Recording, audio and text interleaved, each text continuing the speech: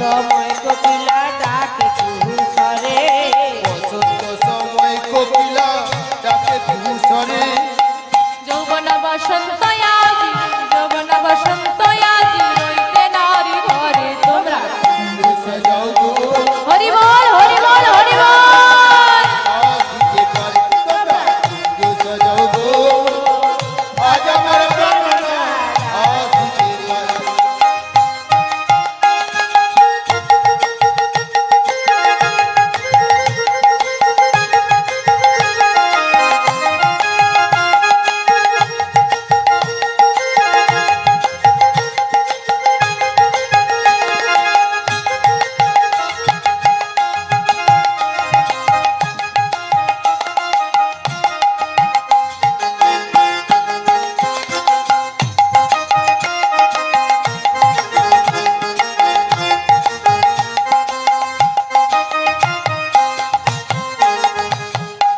তোর গোলা চুয়া চন্দন ছিটাইয়া দাও ঘরে তোর গোলা চুয়া চন্দন ছিটাইয়া দাও ঘরে হাতে গোলা চুয়া চন্দন ছিটাইয়া দাও ঘরে তোর গোলা চুয়া চন্দন ছিটাইয়া দাও ঘরে সাজাগো ফুলের বিছানা সাজাগো ফুলের বিছানা পবিত্র অন্তরে তোমরা নিতাই গো হরি বল হরি বল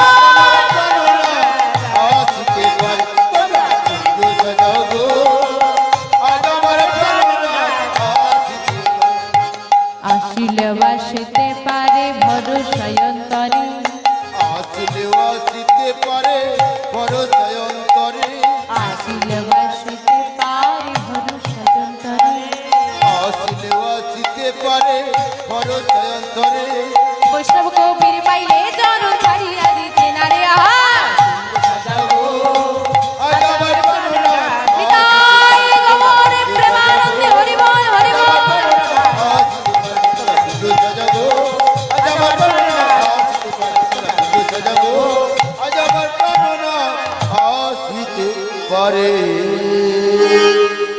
সবাই মিলে সুন্দর করে কুঞ্জ সাজিয়ে মা বিনোদিনীর কাছে এসে দাঁড়ালেন। এই বিনোদিনী, বিনোদিনী কি হয়েছে সখী?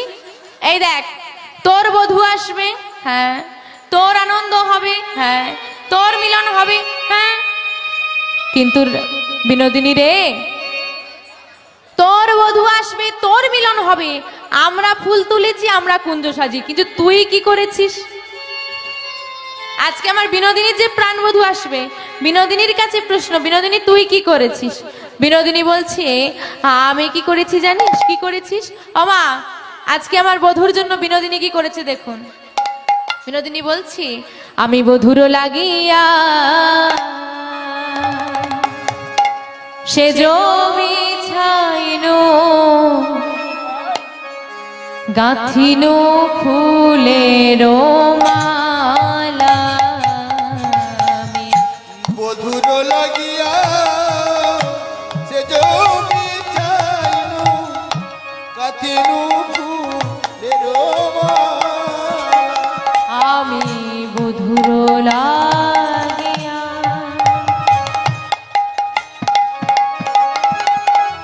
সে জমি ছাইনো গাঁথিনো ফুলের মালা বধুর লাগিয়া সে জমি চাইনু কাতিনু ফুলের মালা। তাম্বুল সাজিনু দীপ জ্বালাইনো আমার মন্দির হইল আলা তাম্বুল সাজিনু দীপ জ্বালাইনু মন্দির হইল আলা। তাম্বুল সাজিনু দীপ জ্বালাইনো মন্দির হইল তাম্বুল সাজিনু দীপ জ্বালাইনু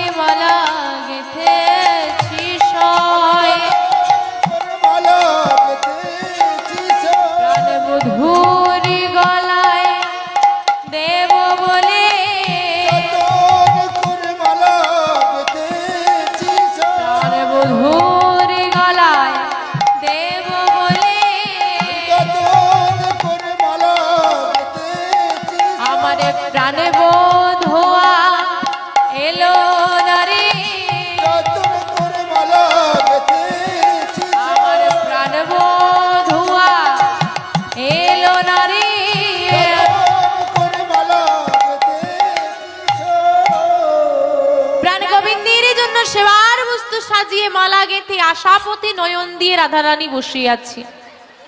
আমার প্রাণবধূ আসবে, আমার প্রাণবধূ আসবে, আমি তার সেবা দেব, আজকে আমাদের মিলন হবে।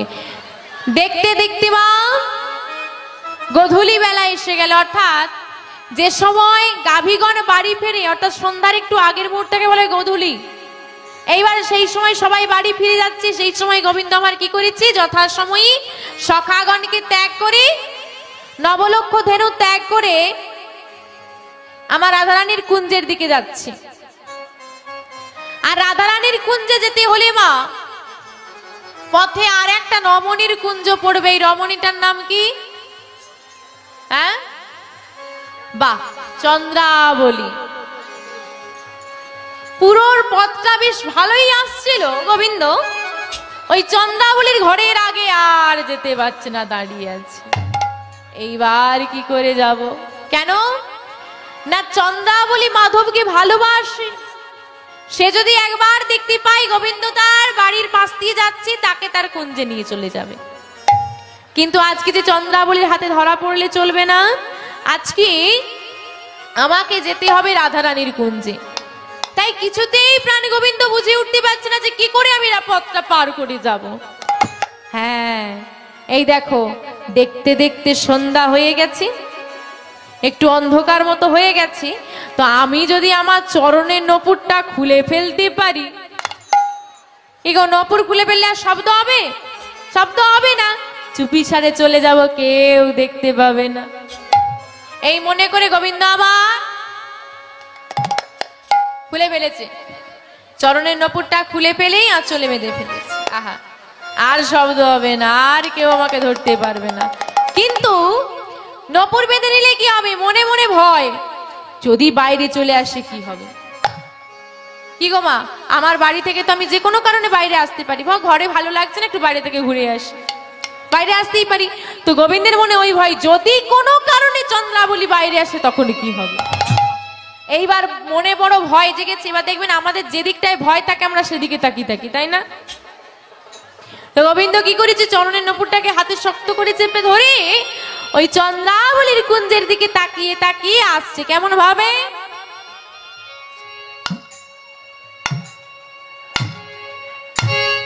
আর মা বলুন তো, আমি যদি উল্টো দিকে তাকিয়ে যাই, পথে যদি বা সামনে যদি কেউ থাকে দেখতে পাবো? উল্টো দিকে তাকিয়ে আছি, সামনে কেউ থাকলে দেখতে পাবো? দেখতে পাবো না। গোবিন্দ আর কি করবে, দেখতে পাইনি, সামনে একজন ছিল, তাকে গিয়ে একেবারে ধাক্কা মেরেছি। যাকে, যার সঙ্গে ধাক্কাটা লেগেছে সেও একটা রমণী। রমণী মানে মেয়ে। এবার বলুন তো, এবার মেয়ে মানুষদের একটু ভয় বেশি, তাই না? তো অন্ধকারে যদি তাকে কেউ ধাক্কা মারে, সে তো চিৎকার করবে। এবার সেই রমণীটা চিৎকার করে উঠেছে, কে কে কে কে কে। যেই না চিৎকার করে উঠেছে, মাধব মনে মনে চিন্তা করছে, ও চিৎকার করার জায়গা পেলে না, চন্দ্রাবলীর ঘরের সামনে চিৎকার করছো, যদি বাইরে চলে আসে কি হবে? তাই বিলম্ব না করে গিয়ে মাধব কি করেছে, ওই রমণীটার মুখটা চেপে ধরেছে। চুপ। যেই না মাধব যেই রমণীটার মুখটা চেপে ধরেছে, রমণীটাও আর বিলম্ব না করে মাধবের হাতটা চেপে ধরেছে। কে আমার মুখটা চেপে ধরলো আমাকে দেখতে হবে না, তাহলে হাতটাকে ধরে যদি ছুটে পালিয়ে যায়। যেই না হাতটা ধরে ফেলেছে, অমনি চিনতে পেরে গেছে, মাধব তুমি? তাহলে মা মাধবকে চেনা গেল, তাহলে মেয়েটাকে অন্য কেউ নয়, যার ভয় পাচ্ছিল, চন্দ্রাবলীর ভয় পাচ্ছিল। তো ওই চন্দ্রাবলীর একমাত্র সখী পদ্মার সঙ্গে ধাক্কা লেগেছে। সর্বনাশ। যেখানে বাঘের ভয়। এইবার পদ্মা বলছে, মাধব তুমি এই সময় কোথায় যাচ্ছ? পদ্মা, আমি একটা কাজে যাচ্ছিলাম, দেখি তুমি আমার পথটা ছেড়ে দাও তো, আমি তাড়াতাড়ি চলে যাই। দাঁড়াও দাঁড়াও দাঁড়াও, এত তাড়া কিসের? একটু দাঁড়াও। ও মাধব, সচরাচর তো তোমার দর্শন পাওয়া যায় না, তা আমি যখন তোমার দর্শন পেয়েছি, আমার সখীকে একটু ডাকি, সেও তো দর্শন করুক। সর্বনাশ, তুমি দর্শন পেয়েছো পেয়েছো, আবার সখীকে ডাকাডাকি করো কেন? না না, বিলম্ব করব না, সখী আসবে, তোমাকে একটু দর্শন করবে আর তুমি চলে যাবে। পদ্মা তো বলছে দর্শন করবে চলে যাবে, কিন্তু আমি তো জানি সে আমাকে ধরে রাখবে। এবার মাধব বলছে, দেখো পদ্মা, আমি তোমাদের কুঞ্জে একদিন আসবো, তোমাদের মনোবাসনা পূর্ণ করব, আজকে আমাকে ছেড়ে দাও। কিন্তু পদ্মা আর কিছুতেই ছাড়ছে না, কারণ বাবা ওই যে ছেড়ে দিলে সোনার গৌর আর পাওয়া যায় না, আর মাধবকে একবার ছেড়ে দিলে আর পাওয়া মুশকিল আছে। তাই হাতটা ধরে রেখেছি, কিছুতেই ছাড়া, গোবিন্দ ছটপট করছে, ছাড়ানোর চেষ্টা করছে, কিন্তু পদ্মা যে ধরে রেখেছে। পদ্মা তাই বিলম্ব না করে যখন দেখছে প্রাণনাথ খুব ছটফট করছে, চিৎকার করে ডাক দিচ্ছে, চন্দ্রা